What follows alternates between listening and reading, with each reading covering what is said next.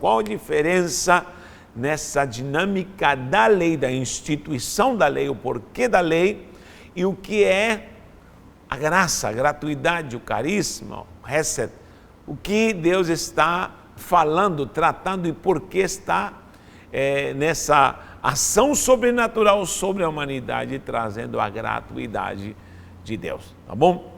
Muito bem, nós vamos ver segundo o título que colocamos aí, Ministério da Morte. Já ouviu falar do Ministério da Morte? Existe um ministério segundo o apóstolo Paulo em 2 Coríntios capítulo 3, já vou anotar aqui para que você nos acompanhe, 2 Coríntios 3, 2 Coríntios 3, você vai ver a partir do versículo 7, que Paulo começa a salientar sobre este ministério chamado de condenação, também mais para frente, e o ministério da morte. Por quê? Porque a lei era punitiva, ela matava, ela veio para castigar e punir, logicamente, o pecado. Procure lá, 2 Coríntios 3, 7 em diante. Vamos ler essa passagem para ter uma clareza?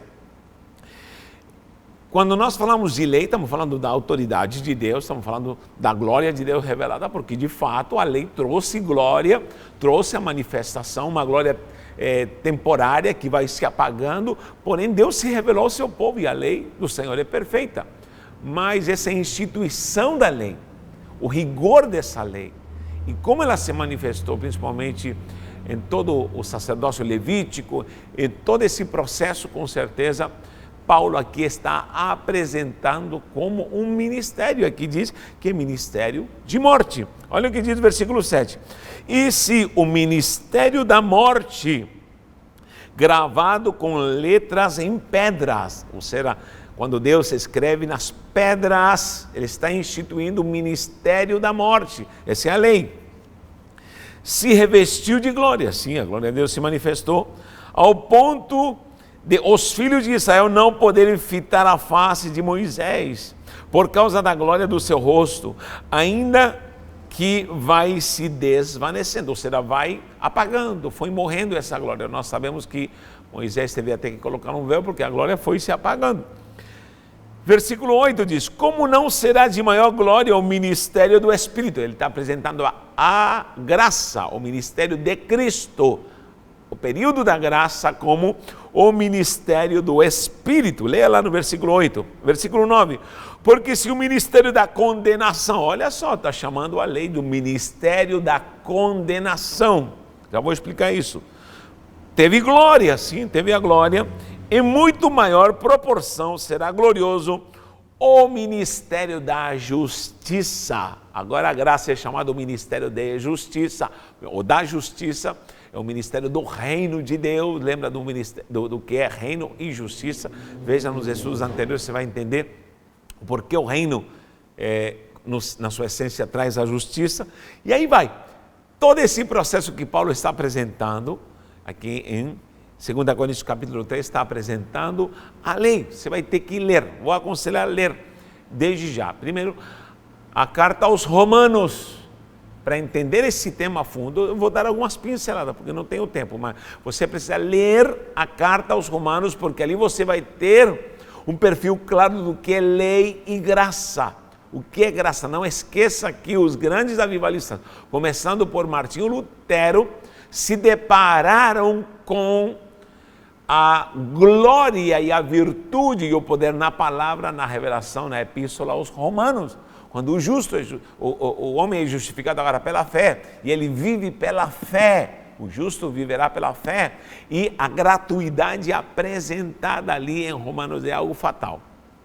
Você precisa ler também o livro de Gálatas, você vai ver claramente como esse apóstolo Paulo, Shaul é terrível e é ungido por Deus, como ele apresenta, sendo ele um rabino, sendo ele um judeu, um mestre, ele apresenta a diferença da lei e o que é graça. Gálatas vai dar alegorias preciosas e nos vai abrir um entendimento. Então leia, por favor. Temos uma pincelada também, pincelada não, temos um conteúdo precioso em Hebreus, mas é mais rápido quando apresenta o que é esse sacerdócio né, levítico, e agora o sacerdócio segundo essa ordem de Melquisedeque que Yeshua exerceu, porque Jesus não era levita.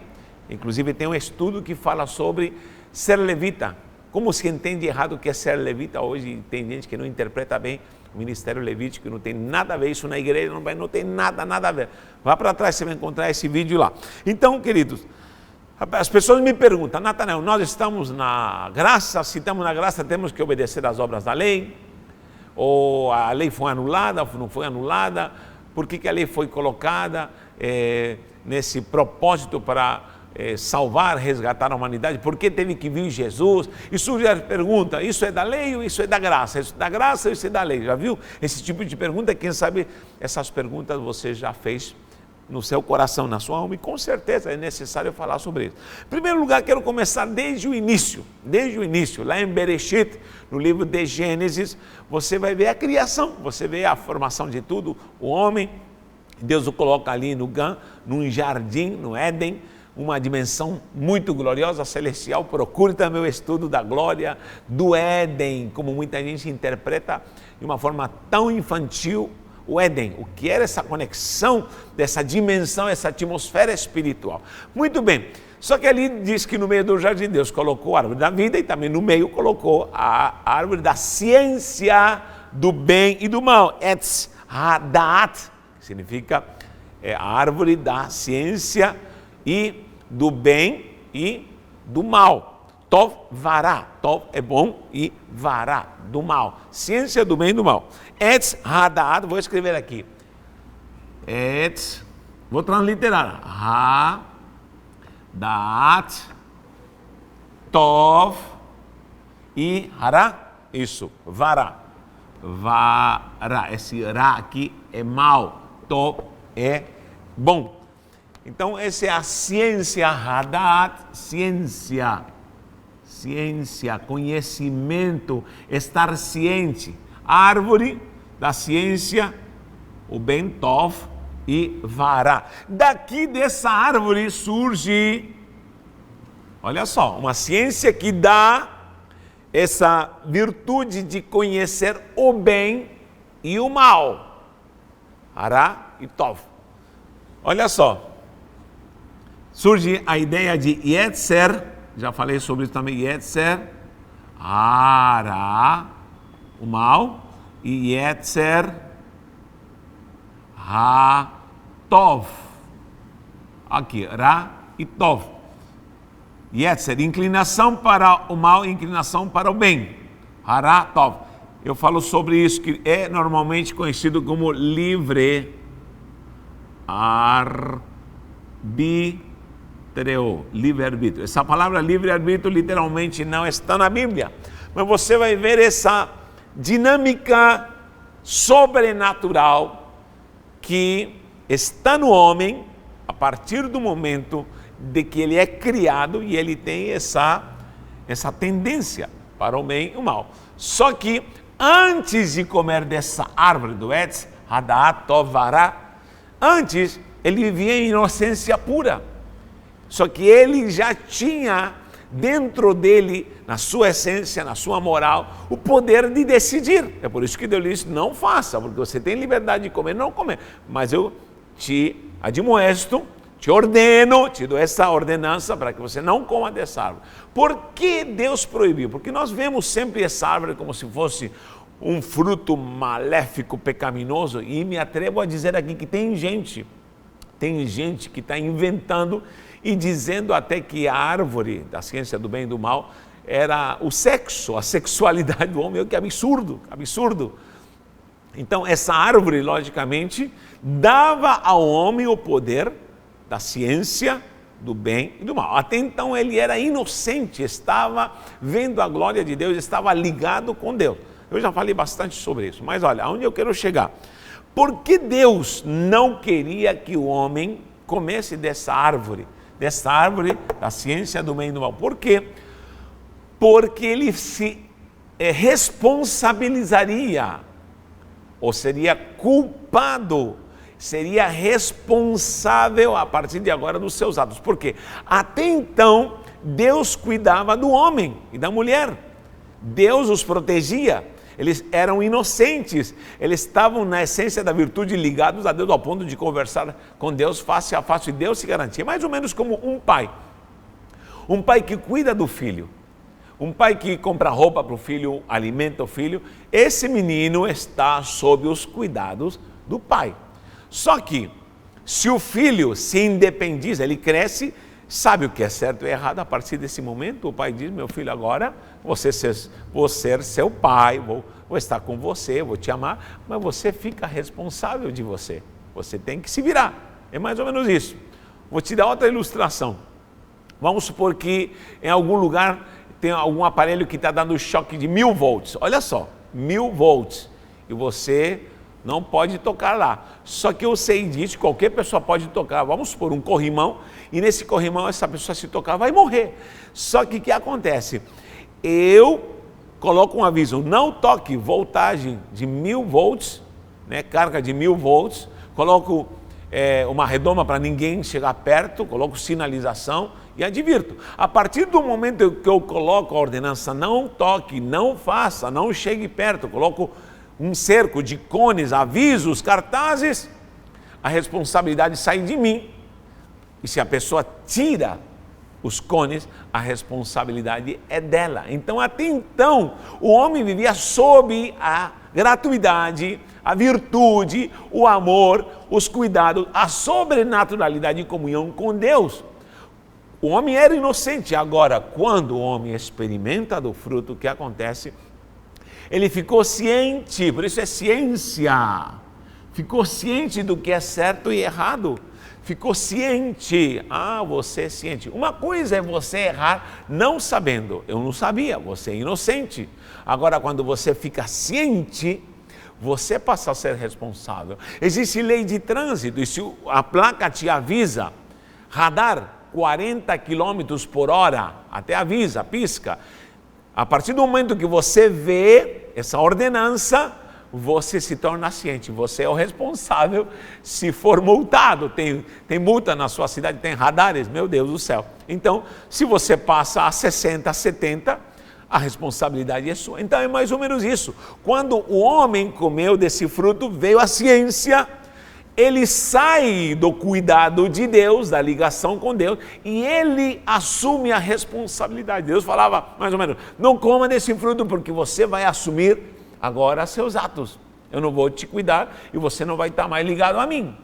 Você agora vai assumir seus erros e você vai ser punido e você vai receber o castigo e a punição, porque você, uma vez que você não sabia, eu estava te alimentando, eu estava te sustentando, eu estava te cuidando. Eu creio que você entendeu. Agora, logicamente, havia um princípio santo a ser cumprido. Qual foi o pecado do homem? O homem pecou porque desobedeceu a Deus e, logicamente, comeu desse fruto que o decodificou. Ele perdeu a ligação com Deus. Então, aí já começa o grande problema.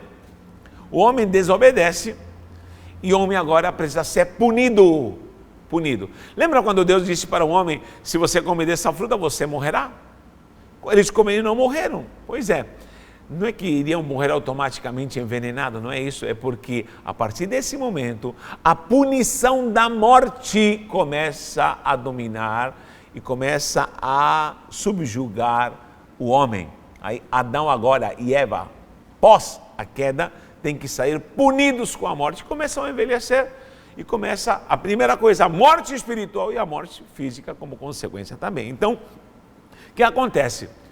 Passa-se o tempo, os preceitos continuam, a moral continua, a palavra, como já falei, já estava no coração até dos patriarcas, antes de Moisés. Os preceitos do Senhor, o próprio Abel sacrifica a Deus, e quem ensinou? Os preceitos do Senhor, a essência. E aí tantos homens sacrificaram a Deus como Noé, e o próprio Abraão, que guardava a lei, como nós vimos em Gênesis capítulo 25, versículo 6. Agora, só que chega um momento em que Deus quer tratar o homem e quer moldá-lo segundo os seus preceitos, segundo sua moral, e aí ele dá a lei, não para resgatar o homem, mas para puni-lo, para punir a sua desobediência. Sabe por quê? Porque sem lei não há condenação do pecado. Paulo fala claro em Romanos 4,15. Leia Romanos 4,15. Vou anotar aqui, Romanos 4,15. A necessidade da lei para que haja punição do pecado, porque se não há lei, a pessoa não vai saber se ela está pecando ou não. Então a lei veio para tratar essa questão na consciência do homem e ao mesmo tempo proporcionar essa ideia de que ele está fazendo algo errado e vai ser punido por aquilo que ele está fazendo. Você que é pai, sempre você vê o teu filho fazendo algo errado, você até perdoa, é ou não é? Mas quando você fala, filho, escuta bem, eu estou vendo que você está fazendo isso errado. A partir de agora, se eu te pegar fazendo isso, eu vou te corrigir. Você fala isso, né? Então é mais ou menos isso. Então a lei não veio para sarar o homem, não veio para curar o homem. Os preceitos de moral, da essência, né, que está em Deus, e esses preceitos santos que estão no coração do homem, querendo ou não, do que se refere a certo e errado, sempre existiram, sempre existiram. A lei somente traz a punição, a lei somente traz a morte para condenar aquilo que de fato foi transgressão. Então nós precisamos prestar muita atenção nisso e por isso Paulo está dizendo aqui em 2 Coríntios que esse ministério da lei é o ministério da morte. Não estou dizendo que os preceitos do Senhor não são bênção, claro que são. Desde Gênesis e Apocalipse, os preceitos do Senhor são bênção. A moral, ela existe e a essência daquilo que é vontade de Deus existe antes da lei. Preste atenção, antes da lei, por exemplo, quando Caim matou Abel, Deus com certeza não aprovou essa morte, mas não havia lei para punir a Caim,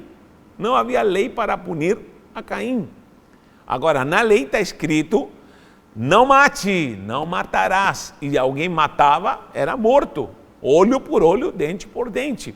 Então, toda a lei veio só para punir e castigar o homem, mas o preceito, a essência já existia. Deus não aprovou a Caim quando matou Abel, ou seja, qualquer pecado e qualquer transgressão, logicamente, ou qualquer coisa boa que se fazia, logicamente, na questão do que é moral de Deus, isso sempre prevaleceu e existiu antes dessa lei. Então, aonde nós queremos chegar com isso? Eu quero chegar a um ponto. Em primeiro lugar, as pessoas estão se concentrando em dizer isto é da lei ou isto é da graça. Querido, a gratuidade sempre se manifestou, como também a reprovação do pecado sempre existiu, independente da lei.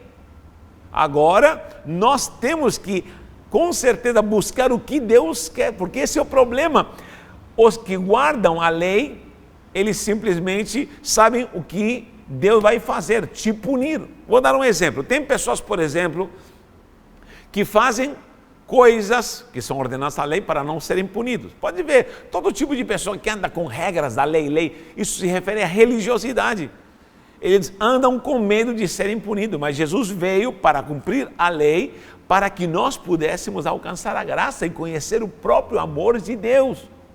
Tá bom? Então, o símbolo das pedras é símbolo da punição. É por isso que eu não gosto, eu pessoalmente não gosto quando desenham pedras, colocam em púlpitos, em altares, as pedras da lei.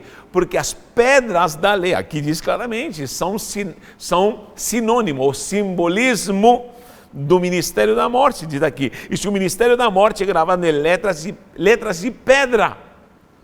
Não esqueça que quando o próprio Moisés recebeu as letras das pedras, a própria lei, ele vai descendo, o que aconteceu? O povo estava adorando a Deus? Não, estava fazendo o bezerro de ouro. Ele diz, meu Deus, eu estou trazendo aqui a punição, eu estou achando que o povo está consagrado, e eu estou trazendo em minhas mãos a punição, porque até então não havia escrito algum das regras. Agora ele traz as regras para punir. Quando ele vê o povo desviado, ele joga fora, quebra as tábuas. Alguém que diz que jogou as tábuas fora, quebrou para que não se soubesse da punição. Outros dizem que amava tanto ao povo que ele optou por quebrar para que o povo não fosse punido. Outro diz que ele cirou. Bom, há tantas teorias, mas escute bem. As tábuas foram quebradas. Novamente, tiveram que ser escritas. Por quê? Porque de fato, escute bem, pelo amor de Deus, a lei ela só vai te condenar. Não escute pessoas que andam te falando, e você faz isso, e você guarda aquilo, e você faz o outro. Não, esse não é a ordenança da graça. As pessoas, por exemplo, hoje em dia dizem, você tem que amar o teu próximo, porque senão Deus não vai te amar. Você tem que perdoar, porque senão, essa é lei. Agora, na graça é diferente, eu fui amado por Deus, é por isso que eu posso perdoar. Essa é a grande diferença. Na lei, um exemplo, você tem que amar o teu próximo, porque senão Deus não vai te amar, Ele vai te punir.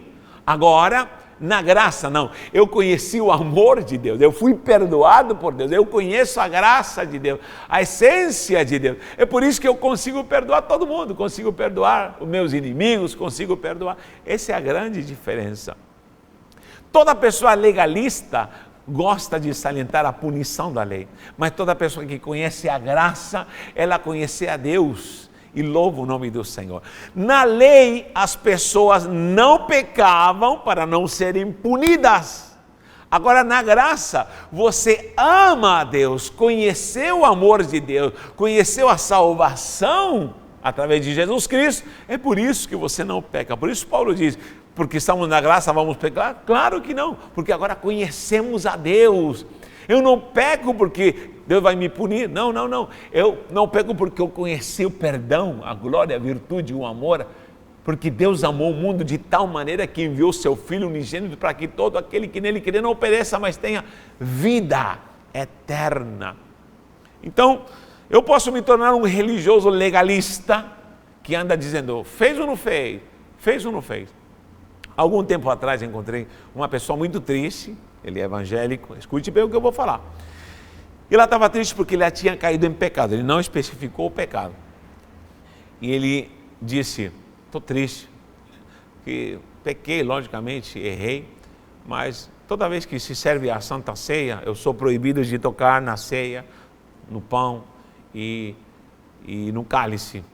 E são 6 meses, ainda não sei quantos meses está faltando para eu voltar a comer do pão e do cálice. Eu falei, peraí, quem disse que alguém, como sacerdote, pastor, autoridade, pode te proibir de comer do pão e do cálice? Não, mas é que quem está em pecado não pode comer. Ele falou, onde está escrito isso? Me fale, por favor. Logicamente, Paulo, quando fala em Coríntios sobre tomar o cálice e do pão indignamente, está comendo para condenação, se isso é fato. E eu não aconselho a ninguém que está em pecado, não se arrepende do pecado e gosta de pecar de uma forma descarada que vai pegar no pão e no cálice. Mas muitos esquecem que Paulo escreve na unção do Espírito, examine-se o homem a si mesmo. Sabe o que é examinar-se a si mesmo? É a pessoa ser tocada, ela mesma. Ninguém tem poder de me examinar. Eu tenho que me examinar e eu tenho que avaliar, em nome de Jesus, o meu pecado e pedir perdão para Deus. Para que serve o pão e o cálice? É o lembrete que Jesus morreu. Eu lembrei de que eu tenho perdão. Eu lembrei de que há um sangue derramado e um corpo foi flagelado para me perdoar. Então, olha como as pessoas são religiosas. Proíbem a pessoas de certos pecados de tantos meses sem comer o pão e o cálice. Olha só. E eu te digo, e os pecados que ninguém vê? E os pecados que estão na mente?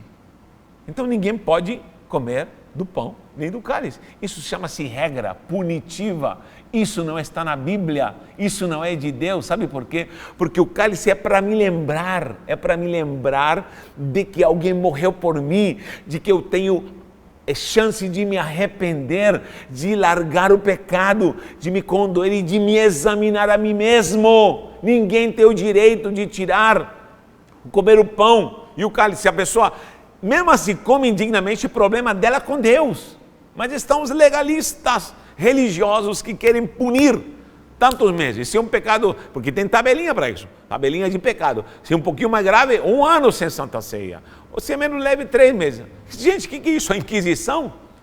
A Inquisição, isso é maligno, isso é regra. Essas pessoas não conhecem a graça. Esse é um exemplo entre milhares e milhares de exemplos que eu vou te falar de gente que se diz evangélica, que se diz cristã, mas está cheia de regras punitivas. Isso não é de Deus. Isso não é de Deus. Então, queridos, esse é um exemplo. Como hoje em dia nós podemos sair da graça e voltarmos à punição? A lei serve para punir, para condenar, aqui é chamada de ministério da morte. Romanos 6,14, o que diz? Anote aí. Eu falei que você tem que ler Romanos 6,14. Regras. Toda igreja que começa só a colocar regras para você ser salvo, use isso, deixe de usar isso, faça isso.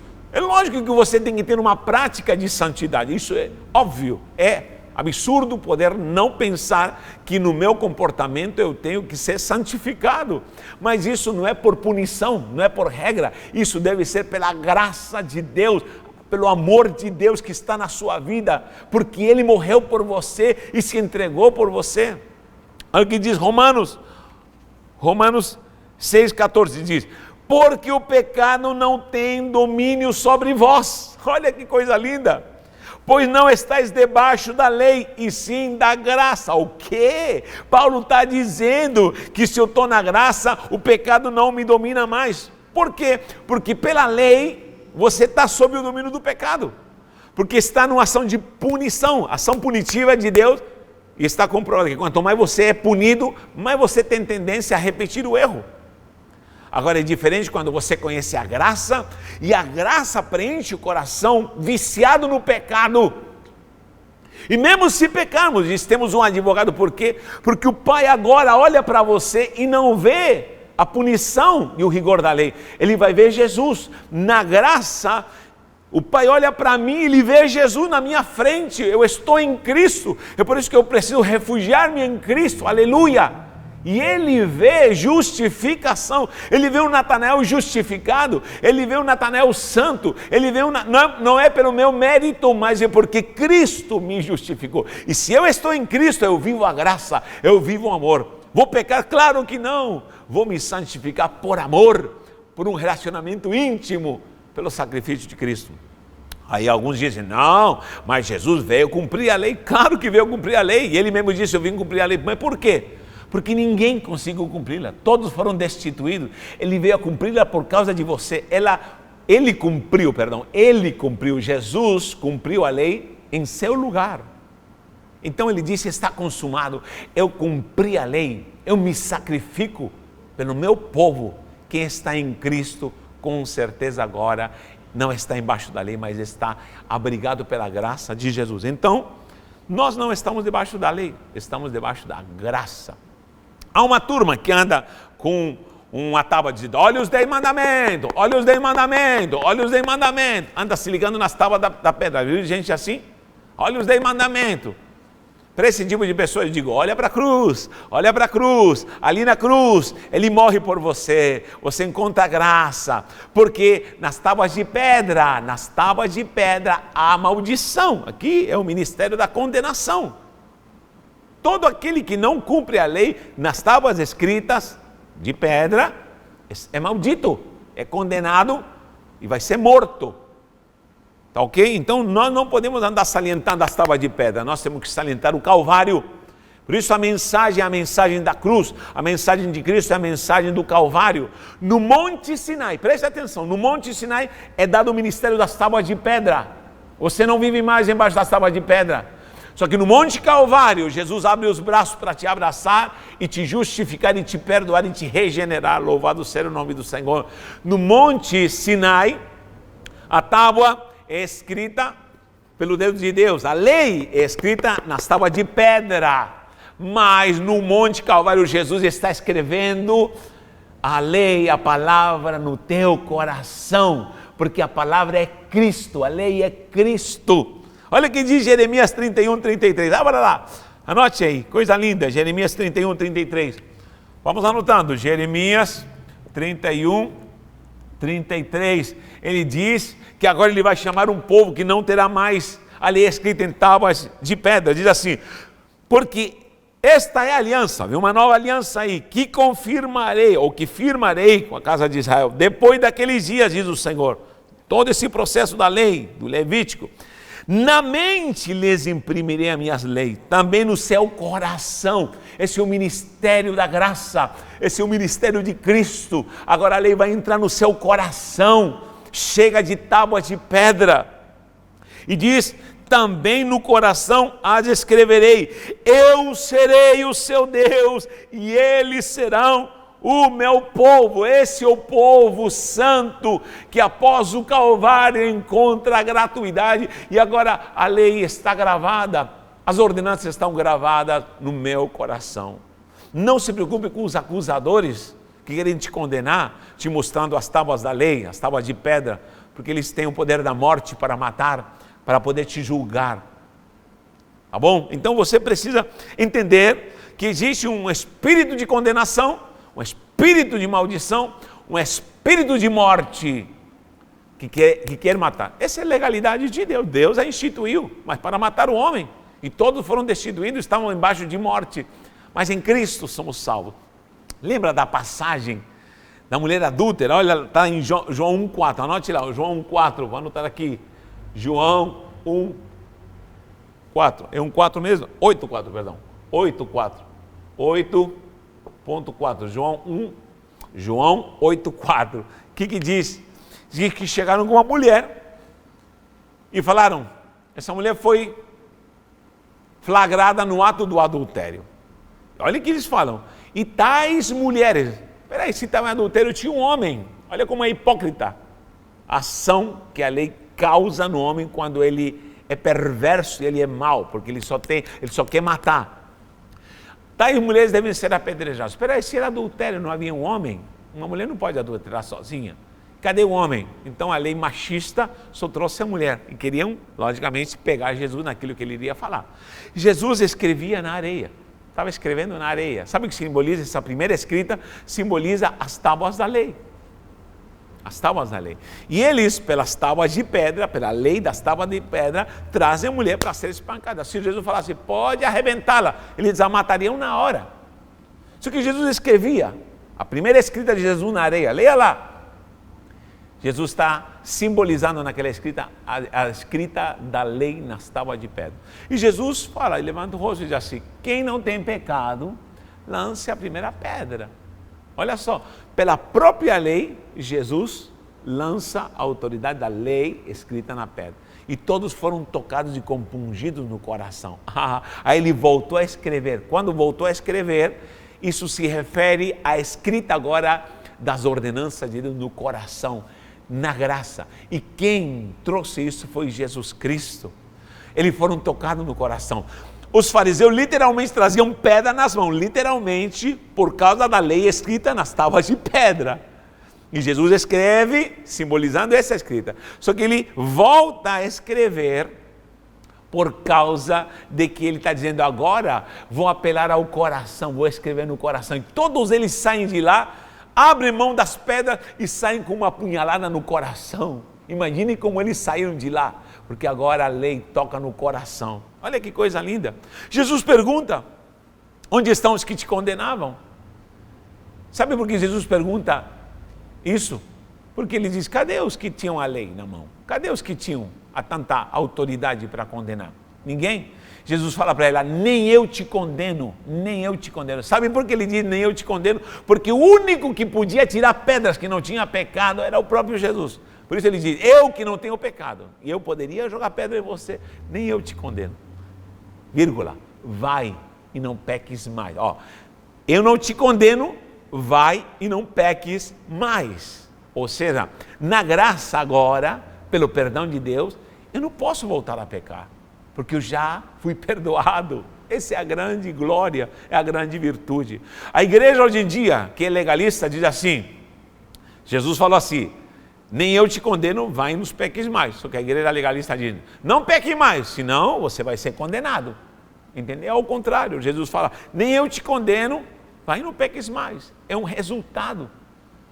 Os legalistas sempre vão dizer, não peque mais, porque você vai ser condenado. Então, nós precisamos encontrar em Cristo, no Calvário, nesse monte do Calvário, da morte, para a ressurreição e para a vida eterna. Ele morre, ele se torna maldito, ele carrega o nosso pecado. Você pode ver na lei, não faça, não faça, não faça, não faça, não faça, não faça, não mate, não roube, não faça. Essa é a lei que pune. Quando diz não faça, está jogando a responsabilidade para você. Mas em Cristo, agora cumprindo a lei, ele diz, eu sou o pão vivo que desceu do céu, eu sou a porta, eu sou o bom pastor e o bom pastor da vida para as ovelhas. Ele assume, eu sou.